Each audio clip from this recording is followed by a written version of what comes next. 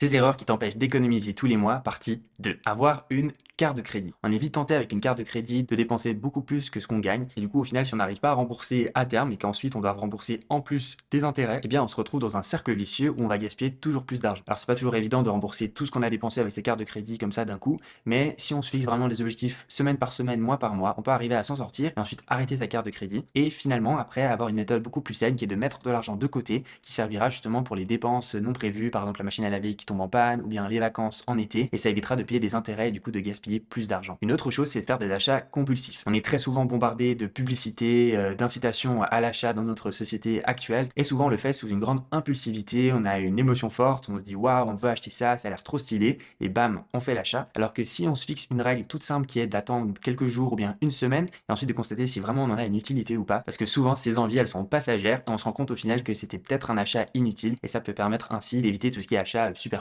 Autre chose avec les achats, c'est de ne pas comparer les prix. Alors il y a plein de sites qui permettent de comparer les prix, par exemple en Suisse topprice.ch ou bien en France idealo.fr, et des fois en des recherches toutes simples qui prennent juste 2 minutes, on peut trouver le même article beaucoup moins cher dans un autre site qui peut très souvent envoyer tout aussi rapidement l'objet à la maison. Donc des fois il suffit juste de chercher et on peut trouver des gros rabais. Donc n'hésite pas à vraiment comparer. Et aussi ce qui peut être pas mal, c'est de comparer par exemple les mêmes articles mais revendus d'occasion. Et souvent on se rend compte qu'il y a plein d'objets quasiment neufs, voire même neufs emballés qui sont vendus d'occasion, par exemple sur Facebook Marketplace, très souvent les téléphones portables, et du coup tu peux les avoir neufs avec la garantie, tout ce que tu veux, beaucoup moins cher que le prix en magasin alors que c'est exactement la même chose. Et ensuite une autre astuce, c'est d'éviter de manger des repas en extérieur, surtout par exemple si tu travailles et puis qu'à la pause de midi tu vas systématiquement manger à l'extérieur, ça peut revenir assez vite cher, alors que si tu te prépares des plats par exemple la veille ou bien le dimanche prévus pour la semaine, tu verras que tu économiseras beaucoup d'argent et qu'en plus ça te permettra de manger très souvent plus sainement, donc c'est d'autant plus bénéf pour ton porte-monnaie et pour ta santé. N'hésite pas à me dire en commentaire tes meilleures astuces et abonne-toi pour la partie 3.